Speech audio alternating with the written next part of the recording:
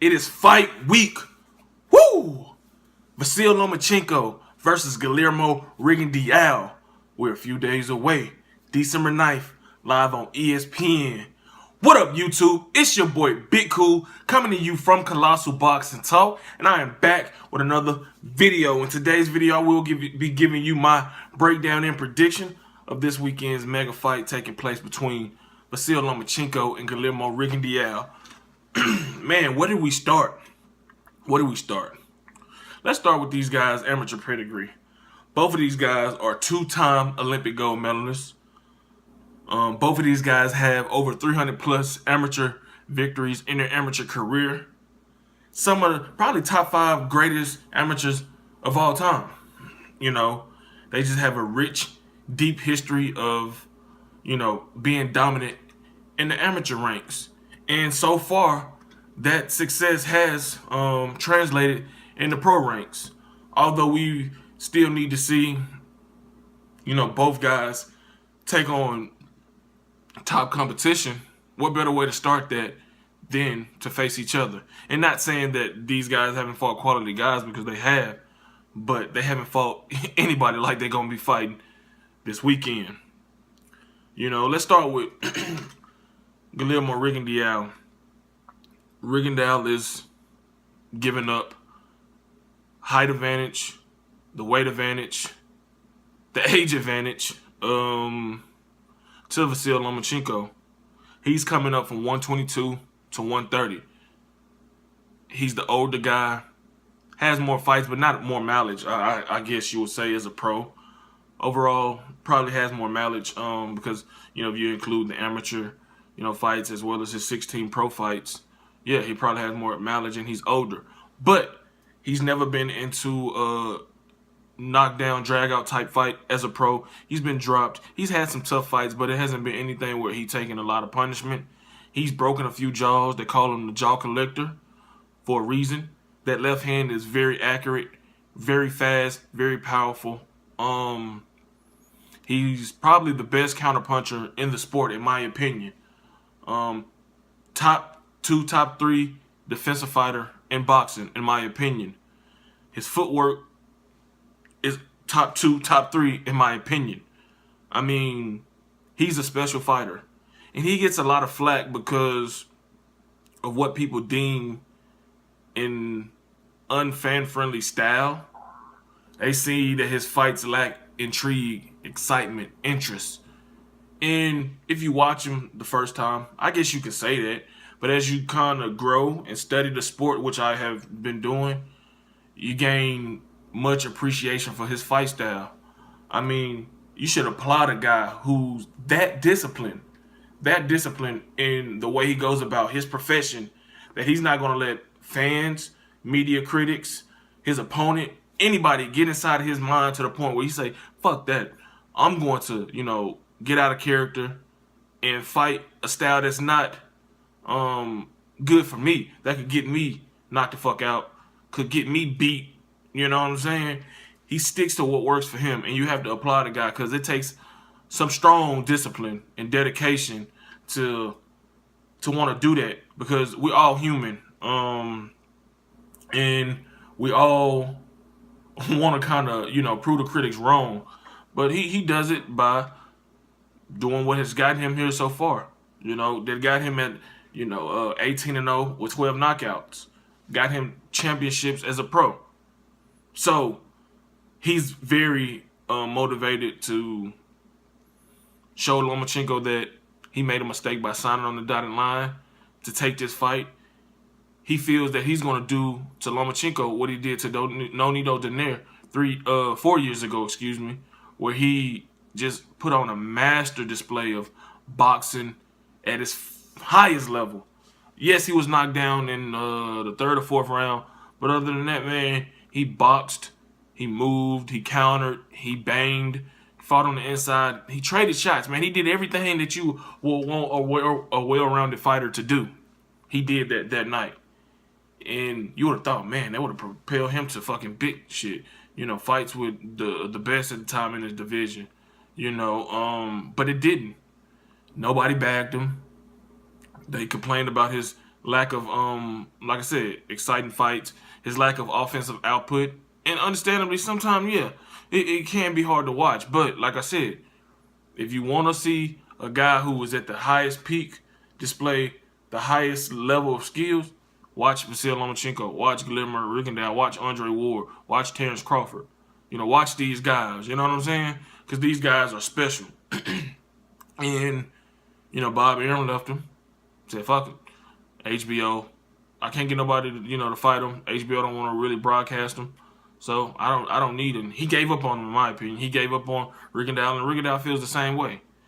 And that leads me to Bob Arum, because I know he's petrified going into this fight. That's why it took so long to make. Yeah, Bob Arum is all about building, letting shit marinate. See what happened to the Yuriorkis Gamboa and my Lopez fight. That shit never happened because he let it marinate too long, and Salido ended up knocking Lopez's ass out twice. But anyway, back on subject.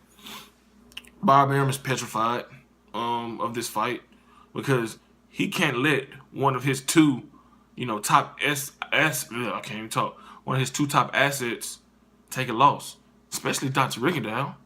He can't have Vasyl Lomachenko lose to Rigondeaux. That'll mean two fucking nails in his coffin. First with Nonito Donaire, and now with Vasyl Lomachenko. That would give Lomachenko 2 L's. And not to say that makes or break his career or him as a professional fighter, but it does something to him and it does something to Bob Arum. So Bob Arum is definitely not looking forward to that happening. But let's talk about Vasyl Lomachenko and what he possesses, as a fighter. The thing that attracts people to him most is his footwork. The way he can move side to side laterally. He has fast feet. He's always in position to punch, to defend himself. He can turn you, and when he turns you, he's turning you, he's gonna throw punches. He's very athletic. He has very quick hands. Even though I don't like sometimes he does that pity pat shit. It kind of reminds me of Usyk, Sergio Martinez to an extent. He kind of pity pats, I guess, to get a feel, and then he will, sit down on those punches, turn them over, and lay some fire on your ass. But that's not gonna work in this fight against Rigondeaux, because one, Rigondeaux is tremendously handed. Like I said, he's the best counter puncher in my opinion.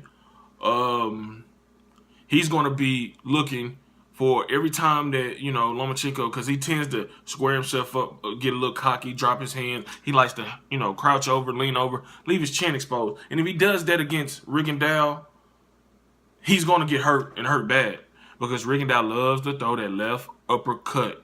He loves to throw that left uppercut, and he loves to throw the straight left hand. And now he's kind of starting to incorporate more of a right hook. Both of these guys being southpaw, it's going to be very interesting to see whose straight left hand is more effective, whose jab is more effective, more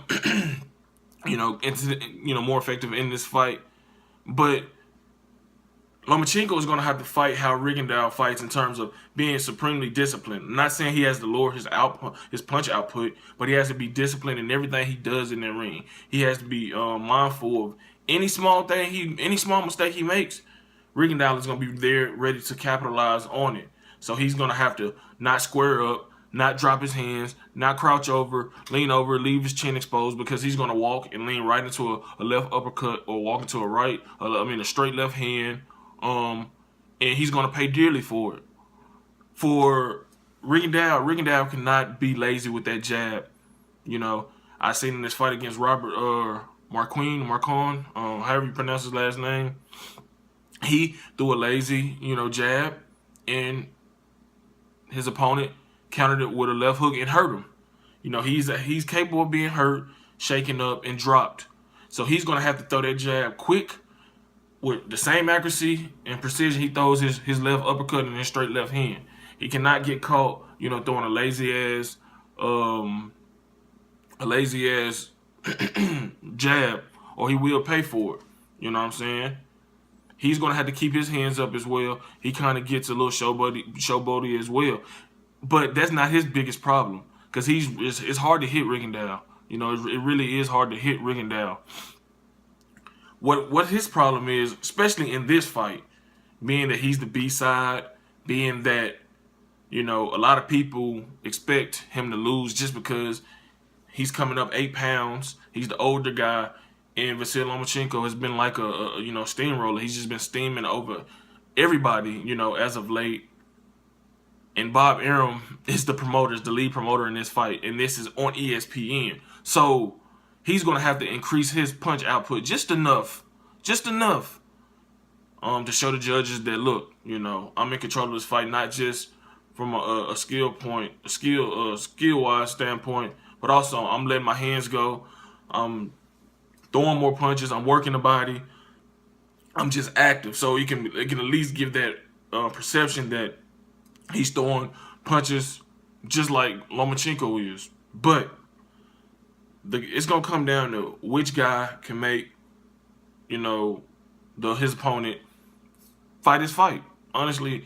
And for me, it's gonna have to be Lomachenko. He's gonna have to make Rigondeaux come out of his shell, because if he ends up pressing the action, that's just not gonna bode well for him, in my opinion. Yeah, he's bigger. He's gonna be able to bully him at certain points of this fight, but I don't think that's gonna be enough. I think that he's gonna get gunshot once he feels the power and sees how accurate and quick Rigondeaux really is. It's one thing to watch it on film or be ringside or see him spar, train. You know, it's one thing to see that, but once you're in the ring with it and you're trying to beat this guy, it's another thing, because your mind gonna be wondering. You know, that awkwardness is not gonna work, but for only so long. You know, until Rigondeaux figures him out and Rigondeaux, you know, starts to take over. And I'm really big on Rigondeaux in this fight, man. I respect both of these guys. I really do. Both of these guys are, you know, the best of fighters. But with that being said, I'm going to roll with Guillermo Rigondeaux, the smaller Rigondeaux, moving up 122 to 130.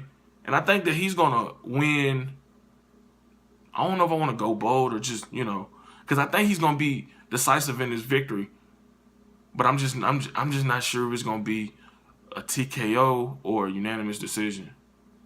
Fuck it. I'm going with the TKO. I think Guillermo Rigondeaux stops Vasyl Lomachenko in the 10th round. I guess you want to call it a major upset. Wins, I believe, the WBO lightweight title from him. Says claims that he's the #1 pound-for-pound guy in the sport today. So there you go. Guillermo Rigondeaux, 10th round TKO over Vasyl Lomachenko this Saturday night on ESPN. If you like this video, give it a thumbs up. Subscribe to Colossal Boxing Talk. Drop those comments in the comment section below. Give me your prediction and thoughts on this fight. Let's talk this boxing talk. Follow us on Twitter at Colossal CBT. Head over to Facebook. Smack that like button on the Colossal Boxing Talk Facebook page. Until next time, I'm out. Peace.